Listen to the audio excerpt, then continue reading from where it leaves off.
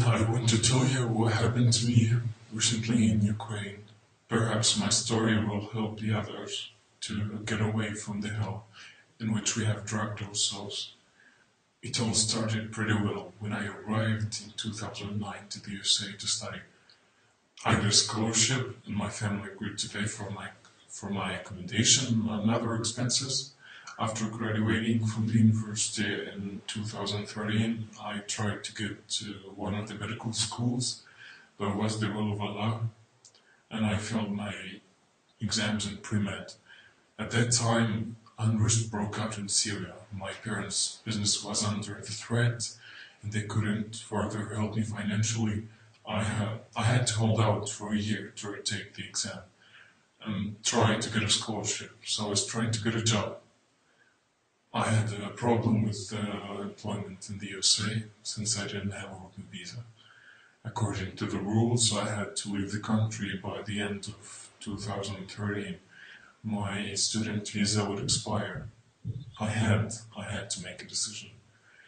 In August, during my regular visit to the US CIS, a man approached me and offered to discuss job opportunities with good earnings and even getting a working visa. We went out and got to the park. I was offered to go to another country in the peacekeeping forces. They needed doctors, including transplant surgeons. I immediately said that I couldn't do it openly and doubted whether I could do it at all, due to the fact that I had only done the pre-med courses.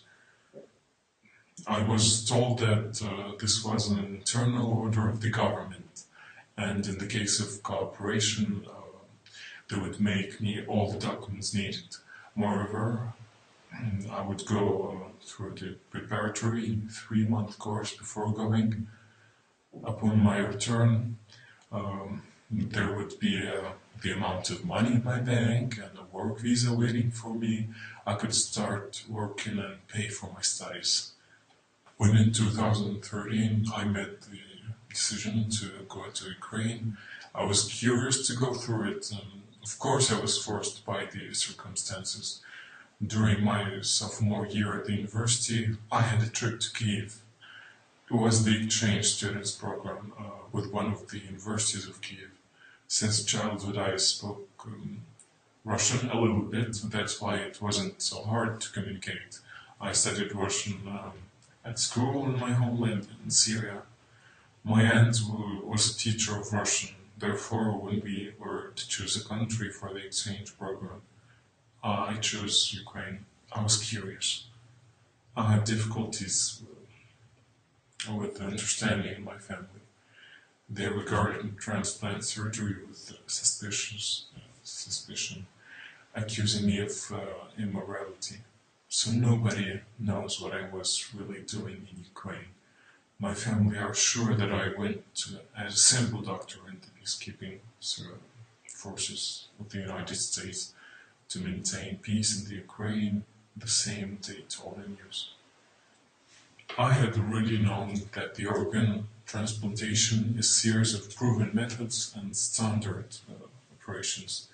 Techniques of such operations are not a secret. There is an acute shortage of donor organs in the world today.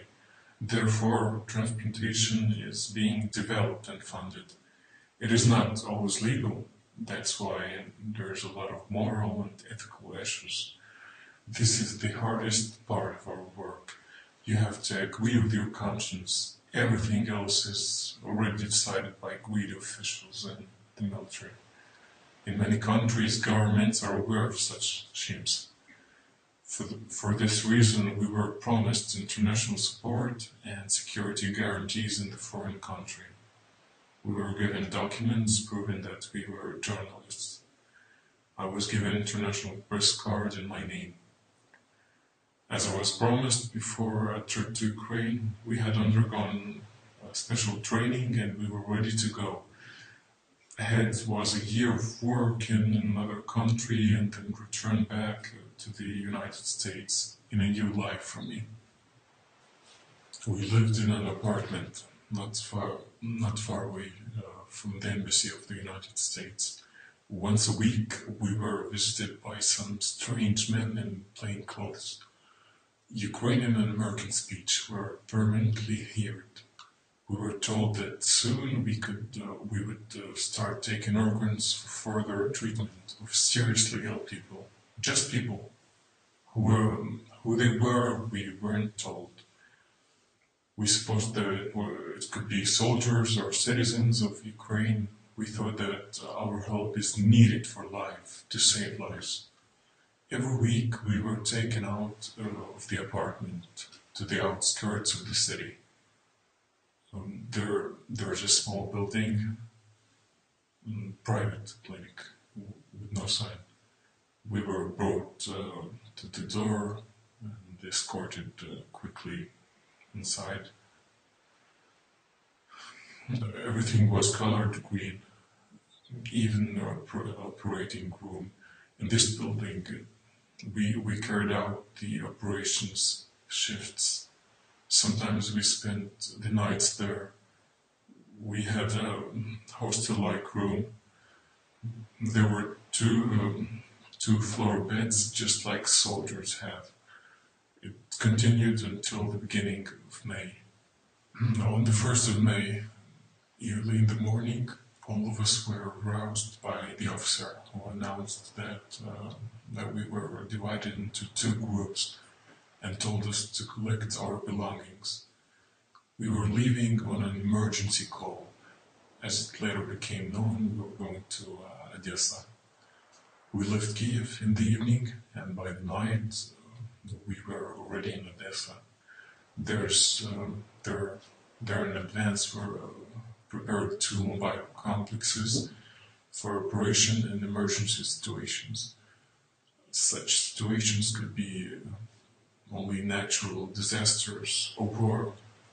All was quiet on the street, and there was no apparent reason for such preparations in the city.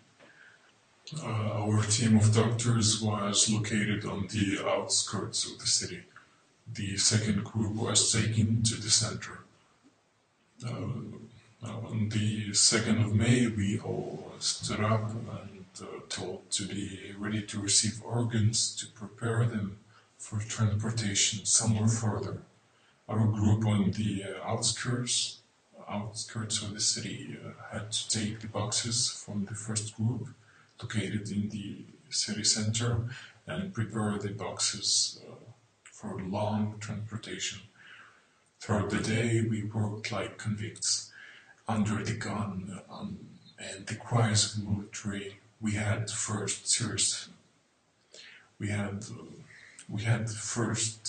serious fears for our lives, and the first serious suspicion of reality. In one day, my eyes had seen so much organs that I hadn't seen during all my studies. From where they were brought and why so many in one day, we couldn't watch the local news at work. When in the evening one of my colleagues said that there is a battle in the city. Was it war? We didn't know the correct answer, but realized that there was something abnormal. Everything happened so fast, as if in a hurry to collect as many organs in one day as possible, collect and take out. Withdrawal of a kidney from a corpse for transplantation is permissible under the following conditions. Only 30 minutes after the establishment of the disputed biological death, despite holding the entire complex of resuscitation, and the recognition of the absolute futility of further resuscitation. It was obviously that all were in a hurry to catch. We all hurried at gunpoint, and collectors, the first team in the city center, were also in a hurry, because living kidney cut from a living person is much more valuable than the dead one. The cerebral cortex die within 3-4 minutes after the person's death, but the kidneys can survive up to 30 minutes. The the sooner they will be cut and preserved, the better they are for transplantation. Ideally, till the donor's heart still beats. Therefore, hunting, rigidly enforced by the military, was for the living kidneys. To prepare the surgical field, smear with iodine and brilliant green chest, abdomen, groin. Raise the hands up and tie them with the help of the bandage. Then make a cruciate incision in the abdomen of the donor, and then extract the organs according to the scheme. After the events in Odessa, I realized that things were not as we had been promised they would be. We were told that we would work as doctors in the field, but in fact, it turned out that we were not doctors and pathologists. We had to open the bodies of dead soldiers and ordinary people. It was then in Odessa on the 2nd of May when we first heard about some important military man, Nalyvaichenko, for the first time. During loading boxes with the organs in a car, 2 soldiers had drugged the truck, and the officer was kicking them for a long time and shouting, "If at least one of the boxes is damaged, I will sell your own kidneys to Nalyvaichenko." On the 3rd of May, early in the morning, we came to a city or a large settlement.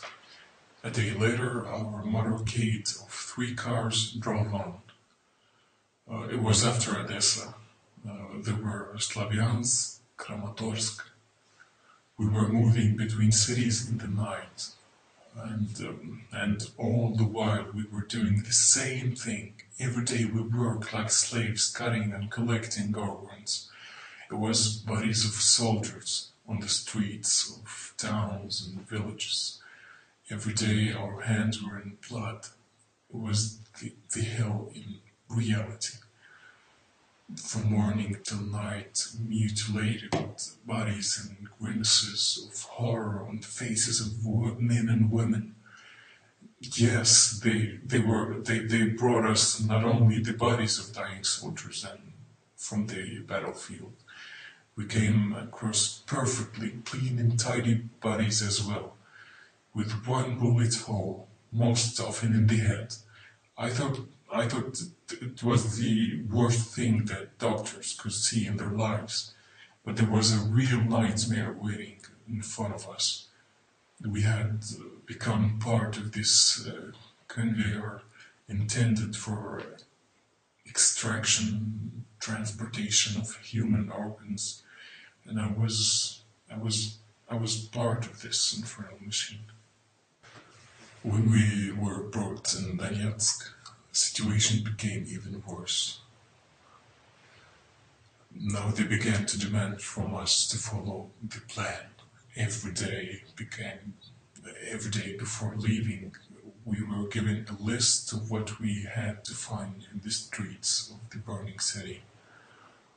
There were children and pregnant women in this list. Those who refused to carry out the plan for the day were beaten and threatened by becoming donors themselves. That week in the first group, 2 men were lost. Didn't return from the city, so we were told. In Donetsk, they brought us to the laboratory of transplantation of vital organs. In reality, it was a scare room with 20 square meters. It was all in the basement of a residential building. We were shown an ammonia plant and an iron cabinet with drugs and instruments. There was poor lighting in the basement, and it was damp and cold. We went over the boards under which squelched dirty water. We had 3 wooden operating tables. It was evident that they were made before our arrival. We operated with conventional incandescent lighting. No equipment, permanent noise and smoke from the diesel generator. Above the windows of the basement, the laboratory constantly drove heavy machinery, and gunshots and explosions could be heard. We were guarded by 4 people with guns. In our basement worked a real biological bank of living organs. In the basement we lived during the summer, worked and slept between the comings of the military. Then we went on a mission, walking behind the military, cleaning out the battlefield. In August, we were able to escape from this hell. We were returning to the city from the countryside, where we had gone for new organs. There were 5 men in our car: the driver, 2 guards, and 2 surgeons. The car was coming back after the job. There were organs in the boxes, 12 boxes. We drove up to the checkpoint, and in the morning it had been hours. As it turned out, it was captured by other military. We realized it when we met the car that began blinking lights. Our driver was the first to realize what was happening. He tried to turn right on the road. Then fire started, our car was damaged. We stayed near the forest and wanted to flee into it, but the guards demanded that we took all of the 12 boxes. Again, I heard the threat that we heard already in Odessa about special order, and that we ourselves could become donors of all organs if the product wasn't delivered.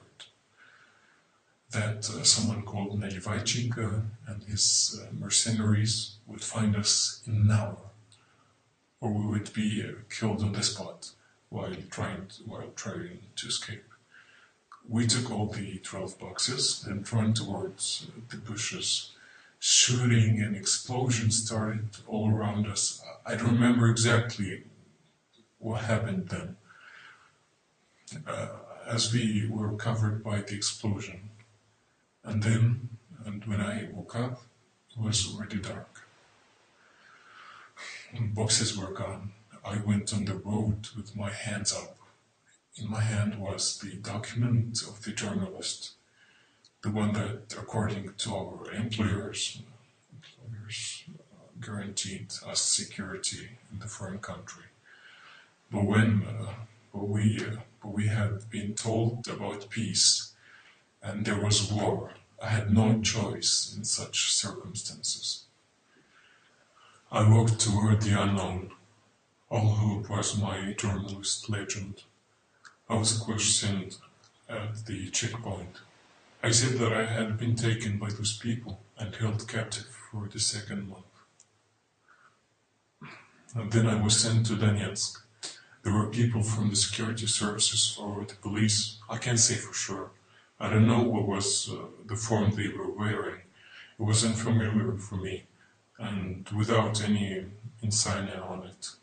After 2 days of questioning, I was placed in a cell with another journalist. He was a real journalist and was already in a month in Donetsk. 3 days later, we were passed to the international organization. Thus began my long and difficult journey home. Now I'm in a safe place, and I hope that many of the guys who worked with me too, but we all remember the war, brutality and cruelty, the one that forever changed our lives. Sometimes Allah breaks our spirits to save our souls.